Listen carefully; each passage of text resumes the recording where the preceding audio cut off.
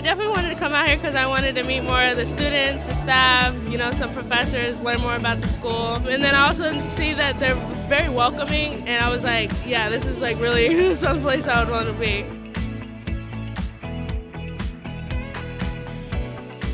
I wanted to come out here to make more friends for when we come here. To meet new people and learn about what Rowan has to offer. It's really informative, and you just get to learn a lot more about the university. And I think it really helps with the transition when you kind of are familiar with the area and the people and what goes on.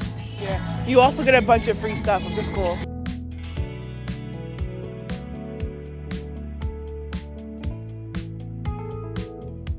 I got to go around the booths and ask questions about the stuff that I wanted to do that had a lot to do with colleges, and I got a lot of information out of them that was really important to me.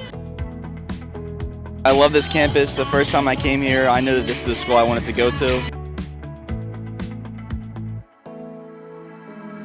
I think I'm most excited for the Honors College and getting that as an experience and just meeting new people. I'm excited just to be in the business school. I did an entrepreneurship summer academy, and I was really impressed by it, so I'm excited to further my career. I'm just excited for a next chapter of my life.